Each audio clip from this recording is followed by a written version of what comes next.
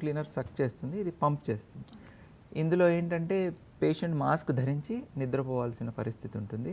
ఎప్పుడైతే పేషెంట్ గాలి తీసుకోవట్లేదో ఈ యాప్నిక్ ఎపిసోడ్ అంటే 10 సెకండ్లు గాలి తీసుకోకుండా ఆపేస్తాడు. యాప్నిక్ ఎపిసోడ్ అంటే దాని డెఫినిషన్ అదను. 10 సెకండ్లు పేషెంట్ గాలి తీసుకోడు నిద్రలో.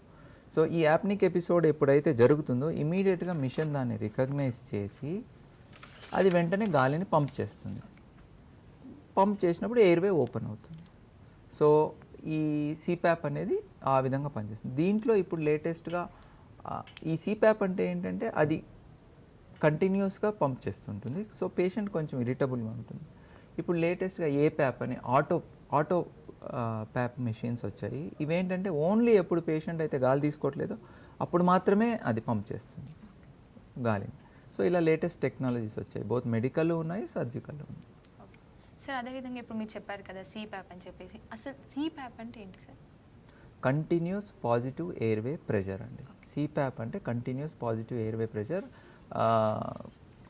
నేను చెప్పినట్లు ఇది 1982-83 ఆ టైంలో సులివాన్ అనే సైంటిస్ట్ కనుక్కున్నారు. ఇందులో మెయిన్ అండి ఇది gold standard treatment for sleep apnea throughout the world. Medical treatment ఇవ్వాలి అంటే పేషెంట్కి నేను ఇందాక చెప్పినట్టు స్లీప్ స్టడీ అనేది ఒకటి చేయాలి. పాలిసోమ్నోగ్రఫీ అంటారు స్లీప్ స్టడీతో వచ్చే రిపోర్ట్ని. అందులో కొన్ని బెల్ట్లు కట్టేస్తారు. పేషెంట్ హోమ్ స్లీప్ స్టడీస్ కూడా వచ్చాయండి. ఇప్పుడు పేషెంట్ తన ఇంట్లో తన బెడ్ మీదే నిద్రపోతారు. ఏదో ల్యాబ్కి వెళ్ళి పడుకుంటే వాడికి నిద్ర రాదు. సో తన ఇంట్లో తన బెడ్ మీదే పడుకుంటారు. ఈ కంపెనీ వాళ్ళు వచ్చేసి ఒక మెషిన్ని వాళ్ళ చెస్ట్కి కట్టేసి కొన్ని సెన్సర్స్ ముక్కు దగ్గర పెడతారు. పేషెంట్ ఎంతసేపు పడుకుంటున్నాడు, ఎంత బాగా పడుకుంటున్నాడు, గురక ఎంత వస్తుంది, మధ్యలో యాప్నిక్ ఎపిసోడ్స్, హైపాప్నిక్ ఎపిసోడ్స్ ఎన్ని వస్తున్నాయి, సో ఈ ఆక్సిజన్ శాచురేషన్ ఎంత ఉంది, ఈ గురక పెట్టినప్పుడు గాలి తీసుకోకుండా ఉన్నప్పుడు ఆక్సిజన్ శాచురేషన్ ఎంత పడిపోతుంది, ఇవన్నీ మెజర్ చేస్తారు ఈ polysomnography are sleep study, simple terminology చెప్పాలి. దాని తగ్గట్టు ఈ సిప్యాప్ మిషన్ని సెట్ చేసి పేషెంట్కి ఇస్తారనమాట. ఆ మాస్క్ను ధరించి పేషెంట్ పడుకోవాల్సి ఉంటుంది. సో పేషెంట్ ఎప్పుడైతే ఈ గాలి తీసుకోవట్లేదో మిషన్ గుర్తించి పేషెంట్కి ఆ గాలి ఇవ్వటం అనేది జరుగుతుంది. So that they can sleep better. ఈ స్లీప్ యాప్నియాలో ఏం జరుగుతుందంటే స్లీప్ ఫ్రాగ్మెంటేషన్ జరుగుతుందండి. మనకు మామూలుగానే స్లీప్లో స్టేజెస్ ఉంటాయి.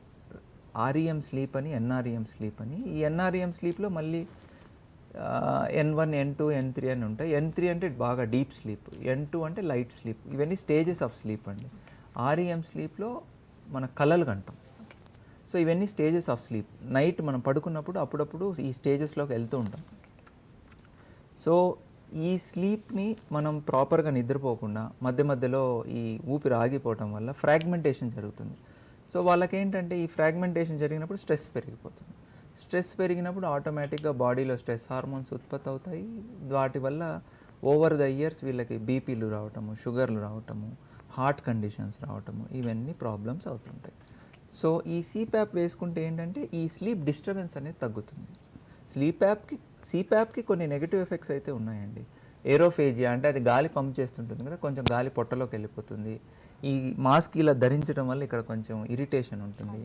డ్రైనెస్ ఆఫ్ మౌత్, లిప్స్ అవన్నీ డ్రై అయిపోతాయి. సో ఇది ధరించడం అందరూ అంత ఇష్టపడరు. కాకపోతే మెడికల్ ట్రీట్మెంట్లో ఇది gold standard for sleep app. Sir అదేవిధంగా గురక మరియు స్లీప్ కోసం ఏ శస్త్రచికిత్సలు అందుబాటులో ఉంటాయని చెప్పవచ్చు? అదే అండి, పిల్లల్లో అయితే మోస్ట్ కామన్గా చేసే ప్రొసీజర్స్ వచ్చేసి అడినాయిడెక్టమీ, టాన్సిలెక్టమీ అండి. ఇవి పిల్లల వరకు. పెద్దల వరకు వస్తే ఈ ముక్కు దూలం కరెక్షను, ఈ ముక్కు లోపల గాలిని ఒక ఛానల్ లాగా పంపించడానికి టర్బినేట్స్ అని ఉంటాయి. ఆ టర్బినేట్స్ అనేది అంటే మన మిసైల్ లాగా ఉంటాయి, ఇన్ఫీరియర్ టర్బినేట్ అని. అవి ఆ ఇన్ఫీరియర్ టర్బినేట్స్ మరీ పెద్దగా ఉన్నాయనుకోండి, ఎస్పెషలీ అలర్జిక్ పేషెంట్స్లో అవి అడ్డుపడుతుంటాయి గాలి పోవడానికి. వాటిని ష్రింక్ చేయటం కానీ, లేదా ఈ చిన్న నాలుక దగ్గర ఏదైనా అబ్స్ట్రక్షన్ ఉన్నా, లేదా గొంతులో ఏదైనా అబ్స్ట్రక్షన్ ఉన్నా వాటిని తొలగించడం ద్వారా మనము ఎయిర్వేని ఫ్రీ చేస్తే వాళ్ళు డెఫినెట్గా బెటర్ అవుతారండి. సార్ అదేవిధంగా గురక మరియు గురక తగ్గడం మీన్స్ బరువుకి ఏదైనా సంబంధం ఉంటుందా సార్? డెఫినెట్లీ అండి. ఇప్పుడు సపోజ్ ఒకరు 120 కిలోలు ఉండి గురక ప్రాబ్లం ఉండి అబ్స్ట్రక్టివ్ స్లీప్ యాప్నియా ఉంది, వాళ్ళు కంపల్సరీగా చేయాల్సిన ట్రీట్మెంట్లో పార్ట్ ఏంటంటే వెయిట్ రిడక్షన్. ఈ బాడీ మాస్ ఇండెక్స్ ఇందాక నేను ఏదైతే చెప్పానో weight in KG by height in meter square, అది 40 కన్నా ఎక్కువ ఉందంటే మేము బేరియాట్రిక్ సర్జరీ అడ్వైస్ చేస్తామండి.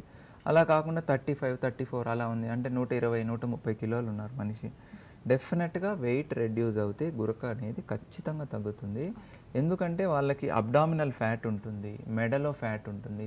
సో ఈ అబ్డామినల్ ఫ్యాట్ తగ్గించుకోగలిగితే, ఈ మెడలో ఫ్యాట్ తగ్గించుకోగలిగితే, రెగ్యులర్ ఎక్సర్సైజెస్ చేసి బరువు తగ్గి, వీళ్ళు బరువు తగ్గితే డెఫినెట్గా గురక అనేది తగ్గుతుంది. అండ్ అడ్వాంటేజ్ ఏమొస్తుందంటే సిప్యాప్ మిషన్ సపోజ్ వాడుతున్నారు, వాళ్ళు 120 కిలోలు ఉన్నప్పుడు ఏ సెట్టింగ్స్ ఏ ప్రెషర్స్ ఉన్నాయో